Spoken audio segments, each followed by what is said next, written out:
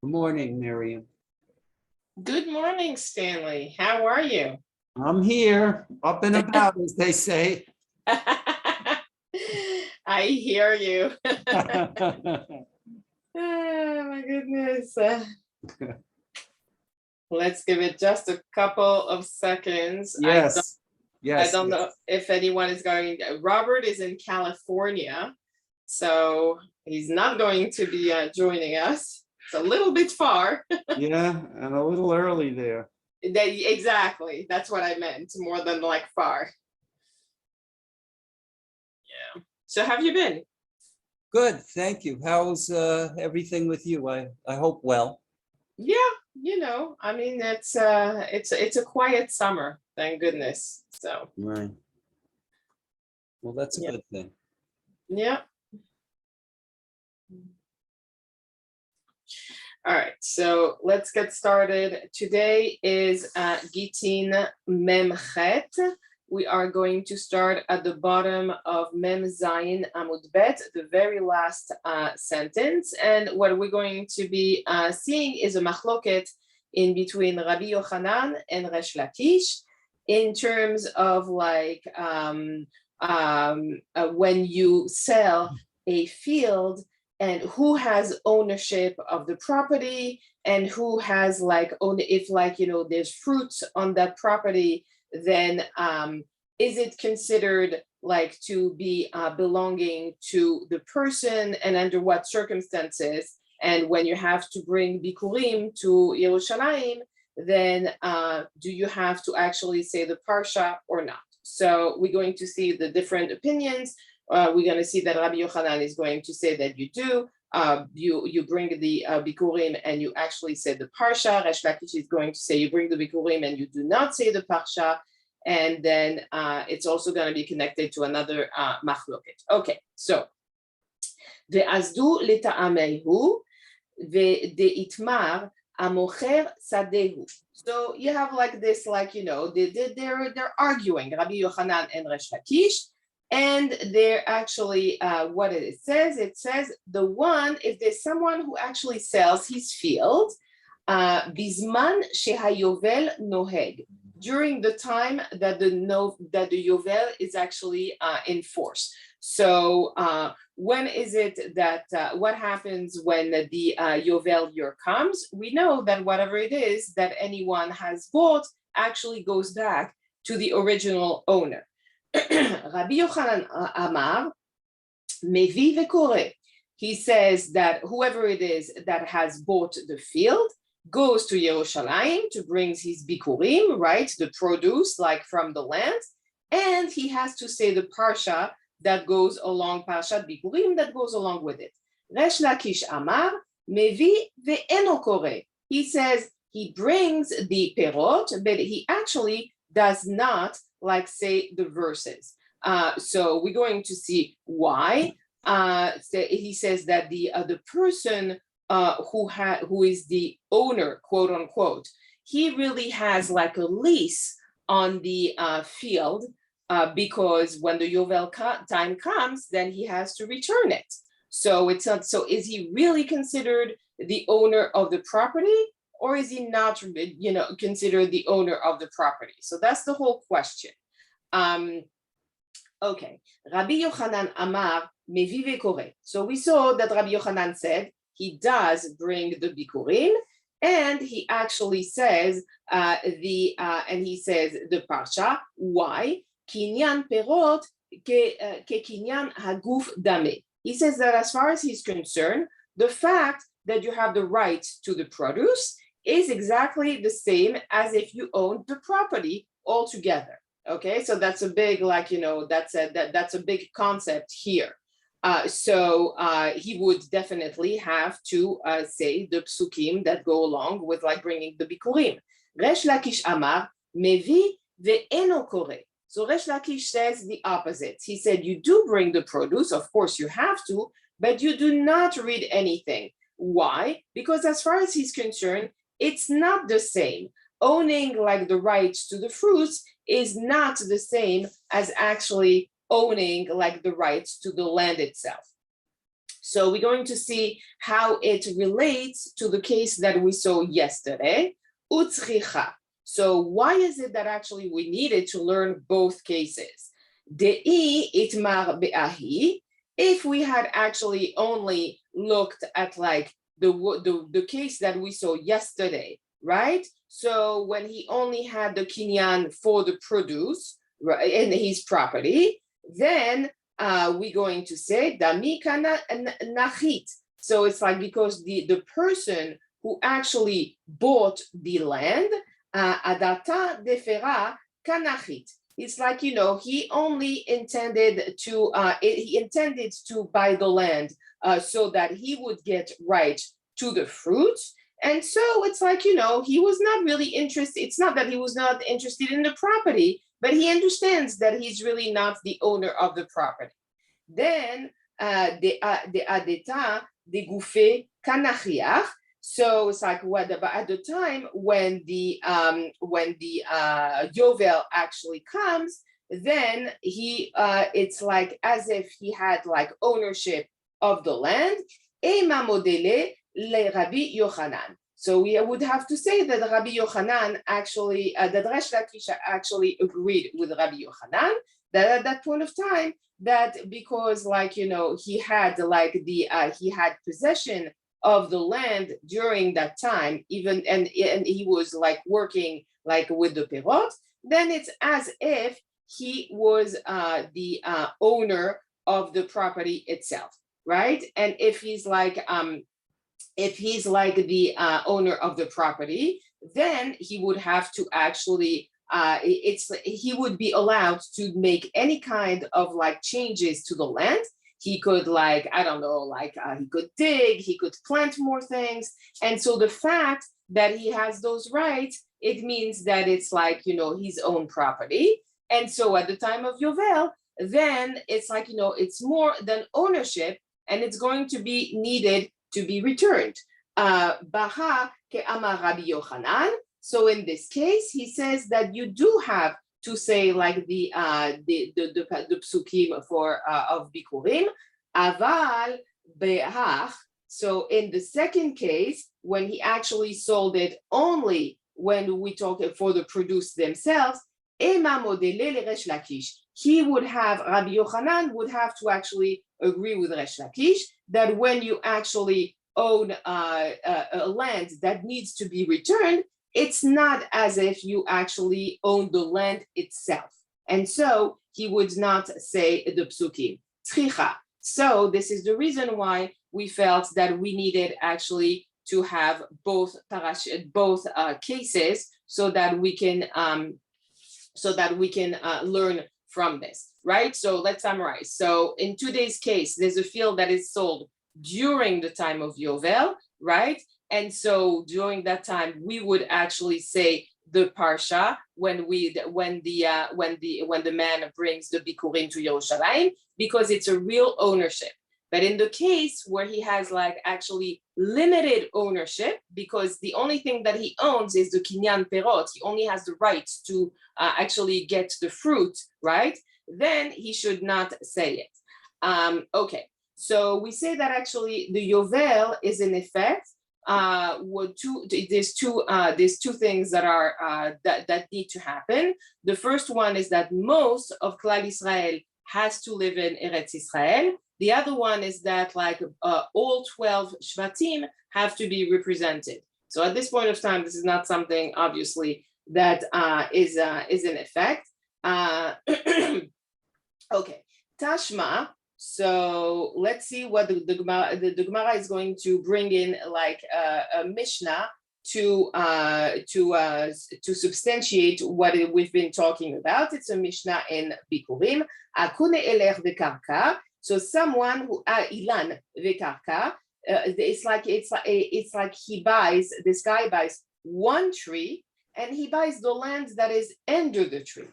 Mevi vekore. So whatever fruits come out of this tree, when he brings them, like, you know, when it's time to bring them to Yerushalayim, he does actually say the Parashat Bikurim. Why? Because, like, you know, he owns like that piece of land that is like actually like around like the tree.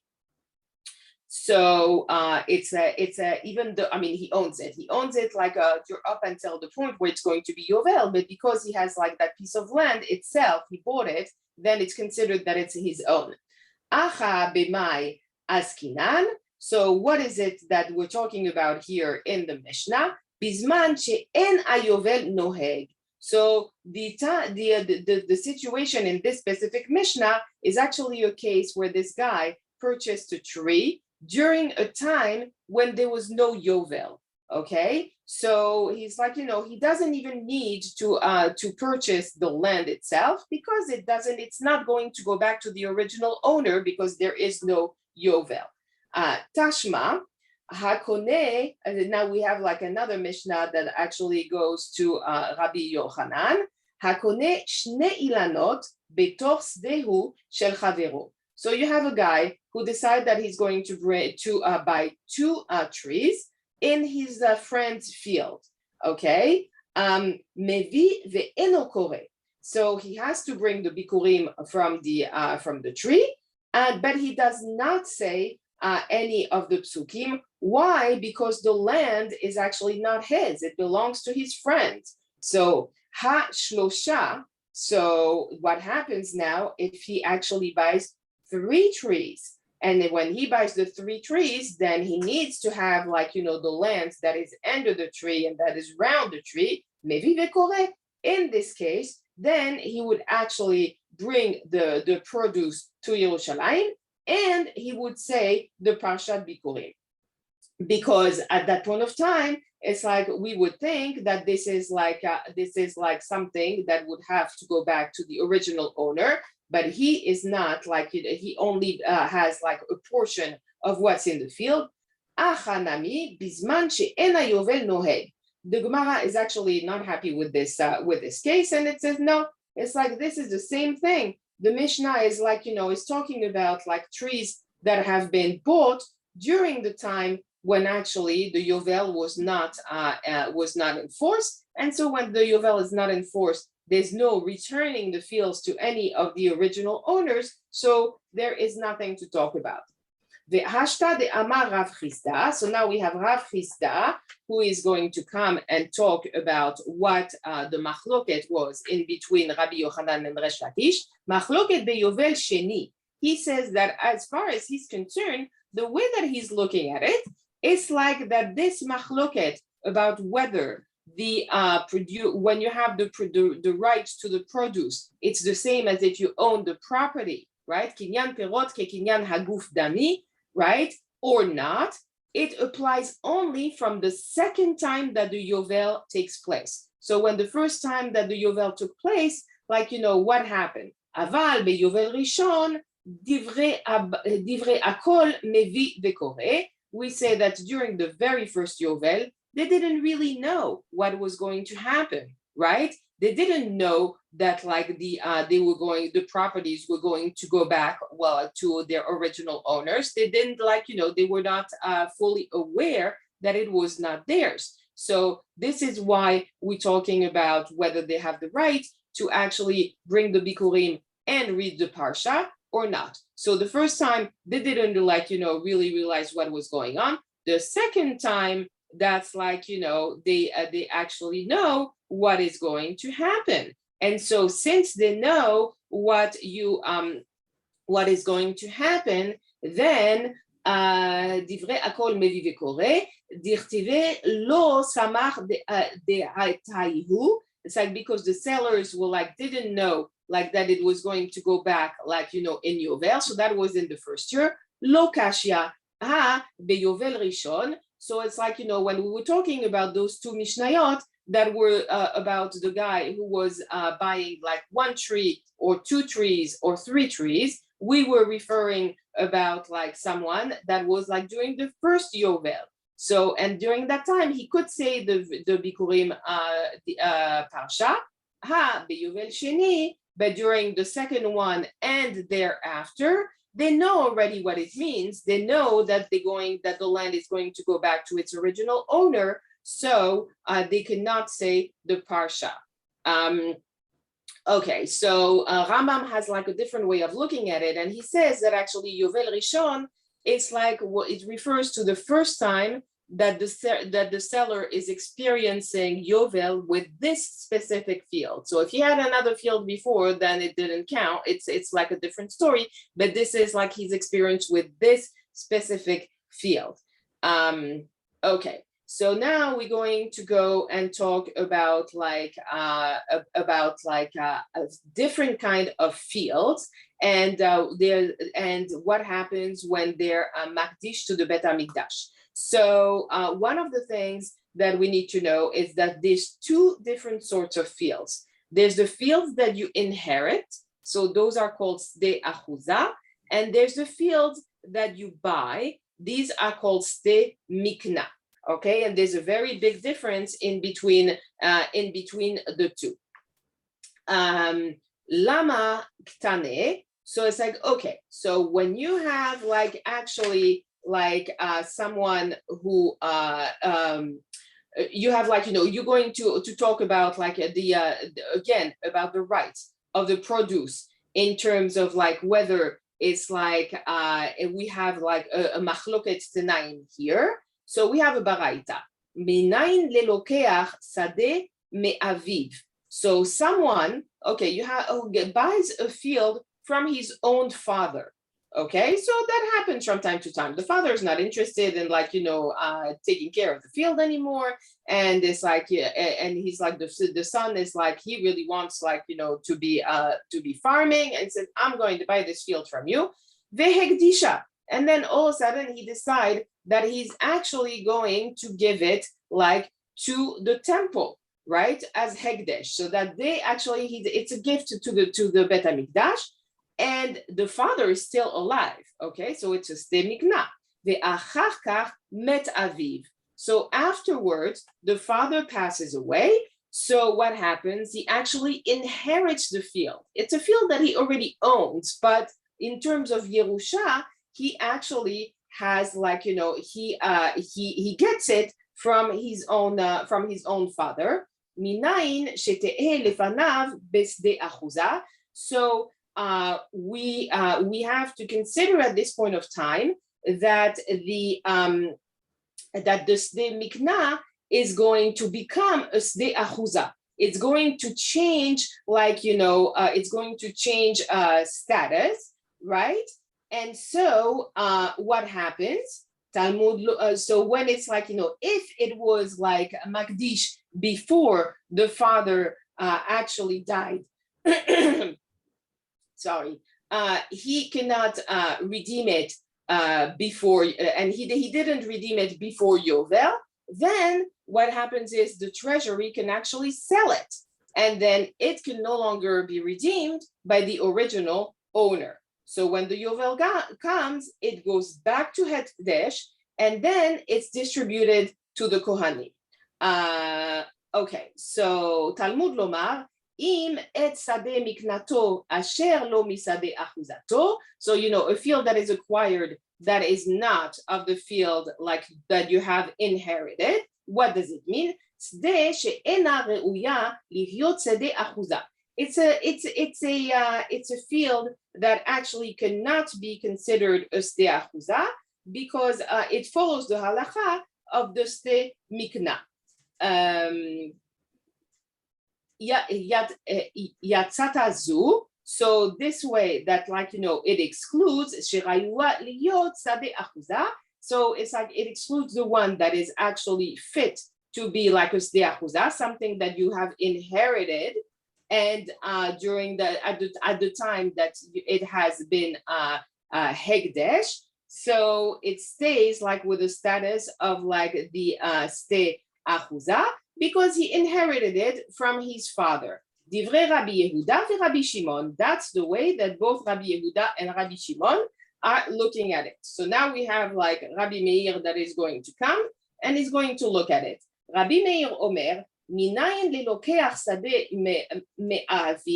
So if he actually has purchased a field from his father, umet aviv, and then his father died, only after the father has died, and he has like actually inherited the land, then he gives the land to like, to Hekdesh, to like to the temple. Minayin shetehe lefanav kesade achuza. So how is it that we say that it's like that it's considered to be a sde achuza?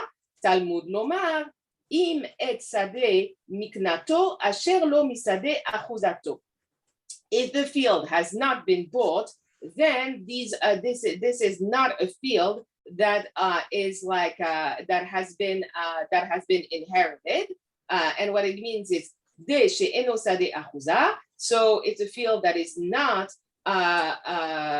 inherited, and so since it's not inherited, it's considered to be like a bought. So it's not considered.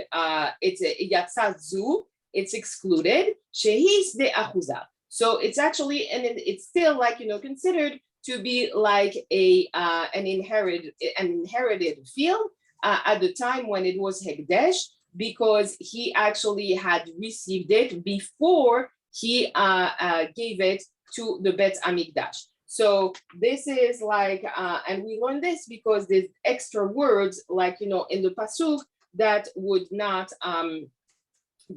make sense otherwise. So for Rabbi Meir, when you have like okay, wait a second. Okay, so the ilu le Rabbi Yehuda ve Rabbi Shimon. So Rabbi Yehuda and Rabbi Shimon, what do they say? Ma avi ve'achar kach gdisha. In the first case where we saw that the father died, and then he actually he gave the field to Hekdesh afterwards. That was the second case. Lo tzrichakcha. You don't need any pasuk to tell you that it has to be like treated like a sde achuza. It's like, it makes perfect sense. It's logical. Rabbi Meir, my love beha kemiflaga. So it's like, he doesn't look at it in the same way. And he's asking himself, it's like, why is it that like these two, Rabbi Yehuda and Rabbi Shimon, are arguing? Because as far as he's concerned, he says, of course you need the pasuk to teach us what is going on here in terms of like the field, whether it's considered like this sde achuza or not. It's like for him, it's the same thing as kinyan perot, right? That is a full-fledged ownership. So when the father actually had passed away, what happened? He already had full ownership. So it doesn't, the fact that he passes away doesn't enhance anything. Okay. So as far as he's concerned, it was a sde mikna. It was like it had been purchased. It hadn't been like there was no inheritance in here. So and then when his father dies and then he magdish the field, then you need a pasuk because it's like it needs to be treated as the sde achuza. But we originally thought that it was actually a sde mikna. So that's the difference here. It's like, okay, so divrei Rabbi Meir savar kinyan perot mi kinyan haguf dami, right? So that's what I just said. It's like, Rabbi Meir says that kinyan perot is like as if you had like full ownership of the field. Ubaha, and it's like in the case that we saw where the son has bought the father's field during the time of the Yovel, right? And so he has like the rights to the perot, right? And so it's as if he owned the field himself. Bemitat aviv hu de lo yarid velo mide. But when his father died, he didn't inherit anything because he already had like the field, he already had like the perot, and so it's like the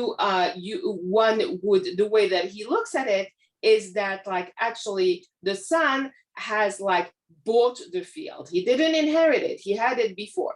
Ve'ilkach met aviv ve'achar kach higdisha tzarich kcha. And so it's like if you have like the situation where the father dies first and then the son gives like the field to Hekdesh, then you need a pasuk to teach you that the field is actually considered to be a esde achuza, and it's like as if he, and it follows all the arachot of like something that has been inherited. Rabbi Yehuda, right, so Rabbi Yehuda v'Rabbi Shimon savre, so the two of them say what? Kinyan perot lav bekinyan haguf dami. As far as they're concerned, owning, like, when you have the rights to the perot, when you have the right to the produce that are like on the field, it's not the same thing as actually owning the field. Uvaha bemitat aviv hashtahu dekayarit. And so in this case, where the son has actually bought his father's field, and after he's when the father passes away, then he inherits like what's in the field, and it's something that originally we thought that he only had the rights to the produce, but now that the father has died and that he's inherited the field, now he has the rights to everything, both the field and the pirot. ואילקח מת אביו ואחר כך הקדישה לו צריכה קרא, and so if his father died first and then he put the field to Hekdesh afterwards, there's nothing to talk about. We don't need a pasuk because we know that like the sadeh is like considered to be something that is completely inherited. Vechi itzrich kra. So when is it? In which case is it that we actually need like the pasuk? Lehigdisha ve'achar kach met aviv hu deitzrich. So the case where we actually need a pasuk to tell us how it is that the field is being considered is the case where the son has bought the field, then he gives it to Hekdesh, and after that his father dies. So during that time, there is there is a consideration as to whose rights to the field there are. Okay, so Amar Rav Nachman bar Yitzchak. So the Gemara is not happy with that. So you have Rav Nachman bar Yitzchak that comes onto the scene and says, Le'olam emalach. I'm going to tell you what really is like the situation. Be'alma kesavre Rabbi Yehuda ve'Rabbi Shimon, kinyan perot be'kinyan aguf dami. Most of the time, right, Rabbi Yehuda and Rabbi Shimon, how is it that they're actually reasoning? Is that when you have the rights to the produce, it's equivalent to having the rights to the as if you owned the field, right? So in this case, where we have like the field where that has been consecrated after the father has died, it's a different situation, and that's why we need a pasuk to tell us what to do. Ve'achar Rabbi Yehuda ve'Rabbi Shimon kra eshkechu ve'darush. So they found this pasuk, right, and that is going to help them, so that when the field has been consecrated before, we know that it refers to a field that has been consecrated before the father died, and there's also a case where you have like a field that is consecrated after the father died. So the way that they reason is lichtov rachamana. It's like the pasuk meant what? It meant to exclude the situation about after, like about the son who has put the field to Hekdesh after the father died. Im en sadeh miknato asher lo achuzato. It's like, then we would have expected to see that if he sanctifies to Hashem the fields that he acquired, then that's not like, part of his heritage. My misade achuzato. So what does it mean when it said it's not the fields that he like received in heritage from his ancestors? This is a field that cannot be fit to actually be inherited as a from from generation to generation. Yatzata zu sherauya liyot de achuza. But it's like if this field is excluded, then it would be and it's considered as an ancestral field, as a sde achuza, after in the event that actually the father dies. So there was always like a potential that it was going to become a sde achuza, because we knew that the father at some point or another was going to actually pass away. So the Gemara is like, now looking at the way that Rabbi Yochanan is looking at it, right? When he says that kinyan perot kekinyan haguf dami, that when you have like the ownership of like when you have the rights to the produce, it's equivalent to having the right of to have ownership of like the land. And this Amar Rav Yosef. So you have Rav Yosef. He says, "I lav de Amar Rabbi Yochanan kinyan perot kekinyan haguf dami." So if it wasn't for Rabbi Yochanan that has taught us that the kinyan perot, that when you have the rights to the produce, right, it's the same as actually owning like the entire field. Lo matzayadav viraglav bevet hamikdash.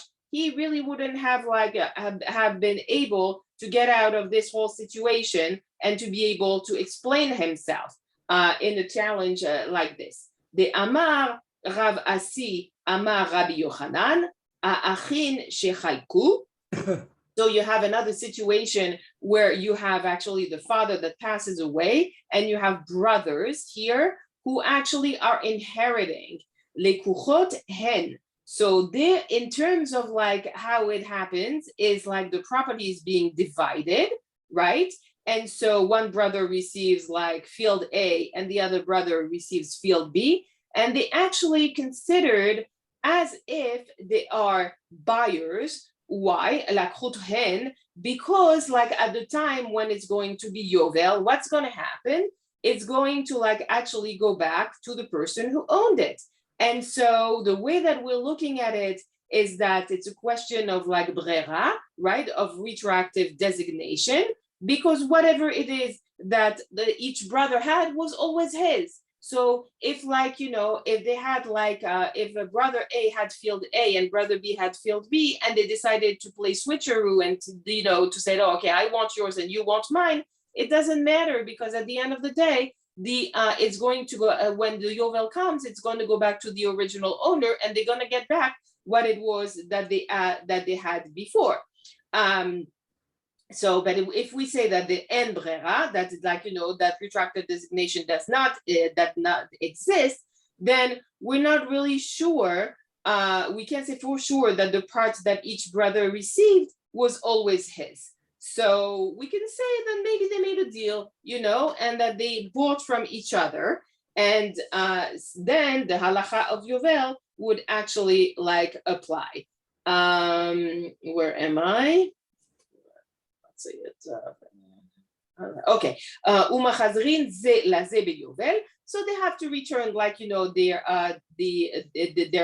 field to each other during like the time of the Yovel. So ve'i salka de atar lav kinyan aguf dami. Now, if you would think that actually Rabbi Yochanan said that the ownership of like when you have like rights to the produce, it's not the same as owning the entire field. Lo mishkachat de mayarta bikurim. So you are not going to be able to have like anyone who brings bikurim that is going to be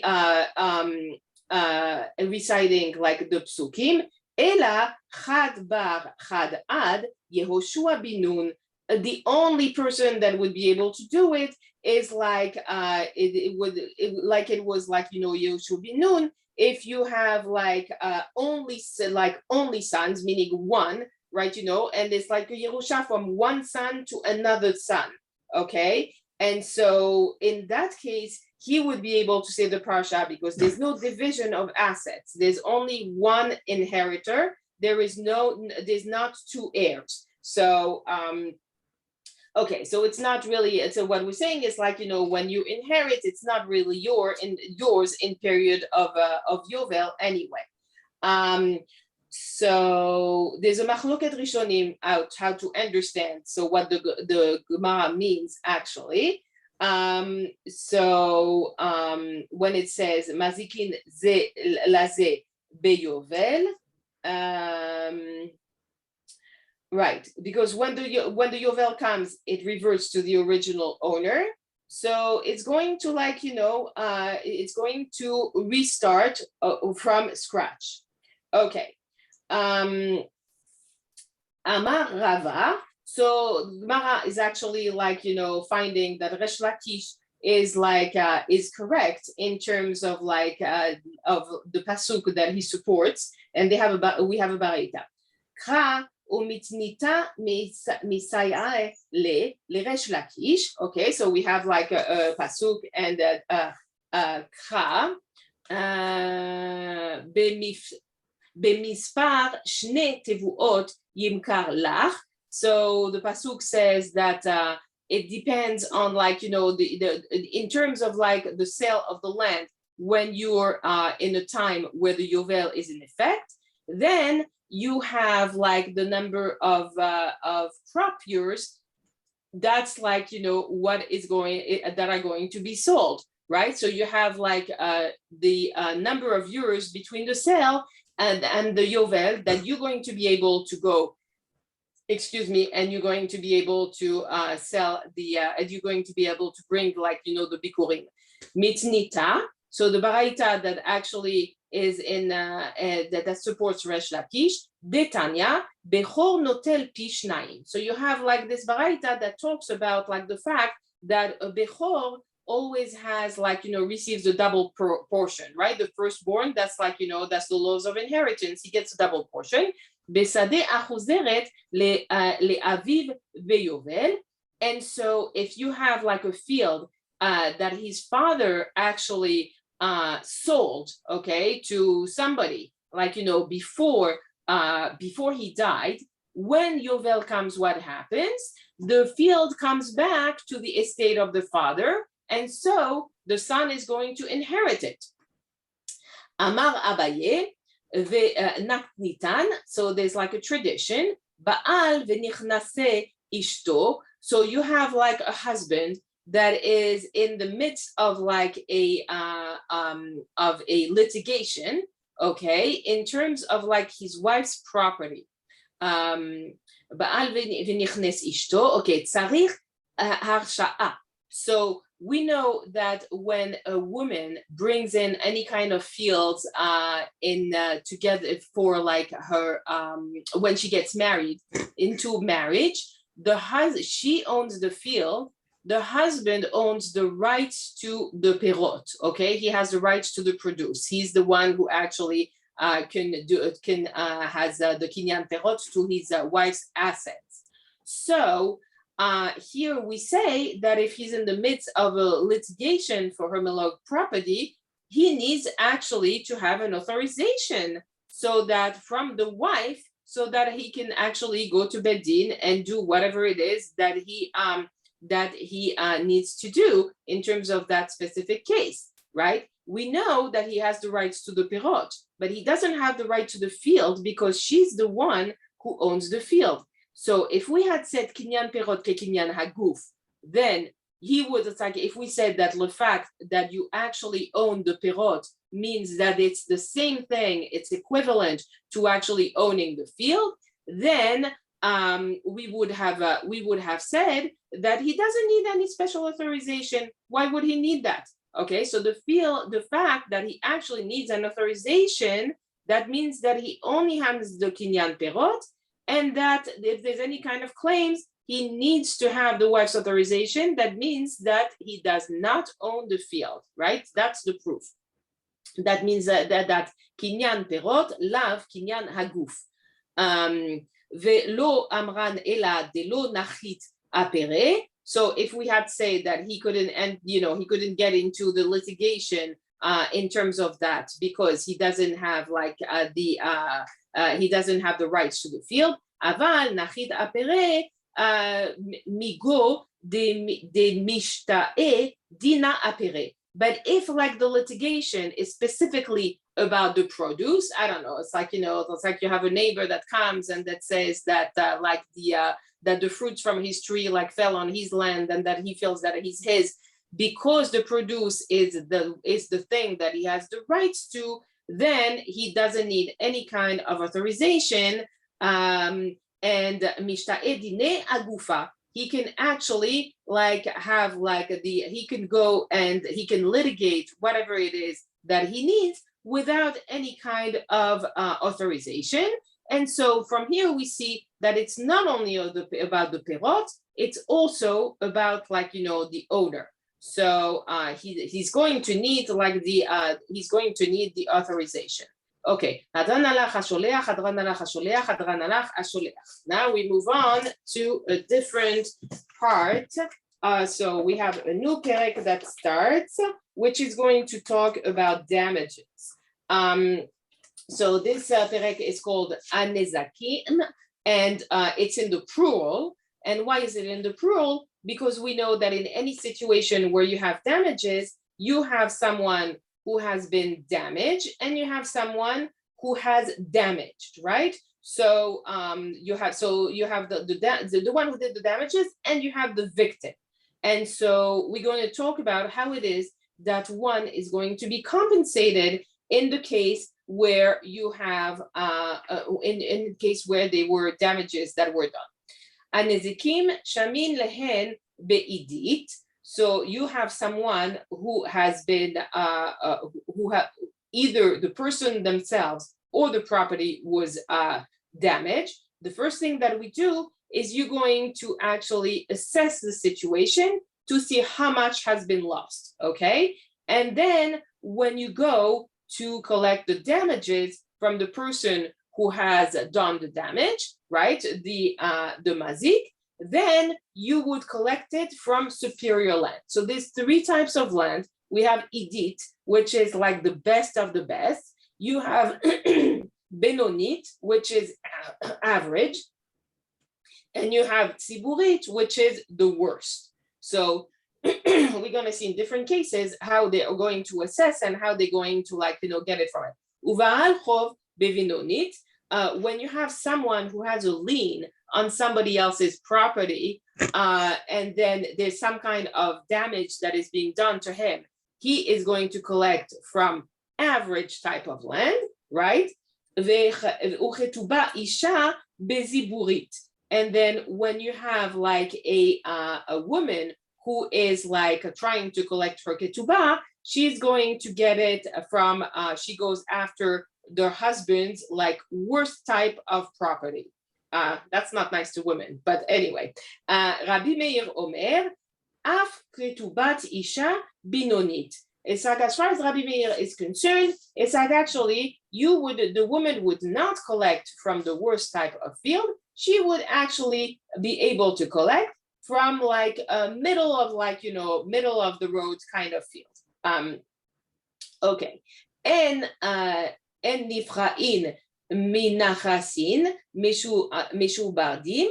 So when you have like a creditor who has like a lien on somebody's like property, right? And this guy does not have like any like cash available, what's going to happen? He's going to go after like this person took a loan from him, and he's like as a collateral he put a field. So if the guy doesn't have the cash to pay back the loan, what is he going to do? He's going to go after the field, okay? And he's going to and depending on what kind of field he has, he's going to collect from the benonit, the average type of field. במקום שיש נסחין בנכורין, it's like even if there's like properties that are mortgaged, and if there's property that are mortgaged, then he would actually go and get it like from like the lower type of properties. אין נפרעין מנכסי יתומים אלא מן הזיבורים.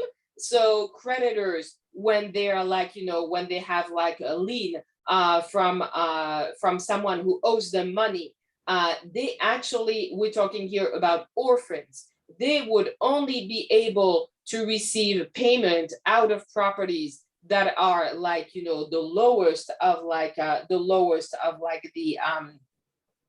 the barrel, because we know that we want the orphans to be able to have like what to eat with and what it is that they can actually like, go day after day. And motzi'in, also, לאכילת פירות, לשבח קרקעות, או למזון האישה והבנות.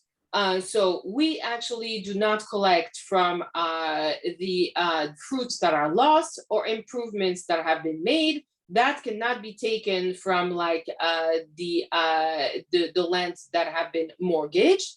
מכניסים משועבדים, right, from the lands that are mortgaged. מפני תיקון העולם, so that like, it's like actually for the benefit of society. So that if you don't take it from there, then the people who actually, you have to protect the people who are purchasing, that they can actually have,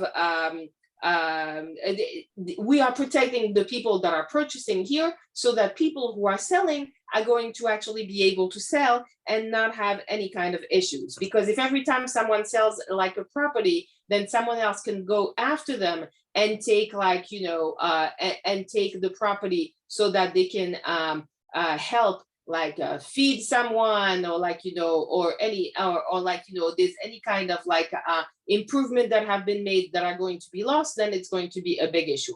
The amotze mitzi'ah, so one who actually finds like something that is lost, like, you're walking on the street and you find a wallet, lo yishve, we don't ask him to swear that like, he actually found it on the street, and that he really like, it was really there and it's really, he knows whatever. Because otherwise, if like this guy who was like actually doing like a mitzvah, he was bringing back something that was lost. If you go and you ask him 20 million questions and you make him swear, he's not going to do it again. He's going to feel that like, it's going to, it's not something that he's going to want to, to be involved in. So what does it mean when we're talking about like tikkun haolam, right? The oraita hi. So we say, so is this like we originally said that maybe it was something that was the Rabbanan, that was instituted by Rabbanim, right? But here we said, no, what are you talking about? This is actually the oraita. It comes from the Torah. Dirtiv metiv sadehu umetev karmo yeshalem. So he shall pay damages from the best of the fields, or the best of like, the vineyard. So this is actually like in Bava Kama. So we're talking about like, always like going to the superior type of land. So what does the Gemara have to say about this? Amar Abaye, lo tzricha ela leRabbi Ishmael. So this is like something that was instituted because of like, what did Rabbi Ishmael say? The Amar mideoraita bedenizek sheyemenen. So it's like in terms of like, when we go to like biblical law, then you're going to look at like the land that is considered to be paying for damages. You're going to look at the superior land, right? If there's anyone who has like property that was damaged for them. And so it would not, it's an idiot for the one who's damaged, right? That's the way that it would be. Otherwise, it would not be sufficient. Kemashmalan mipnei tikun haolam sheiminan bid mazik. It's like because of that, because we say that it's in the best interest of society that when someone has been damaged, that he receives like the best possible like compensation.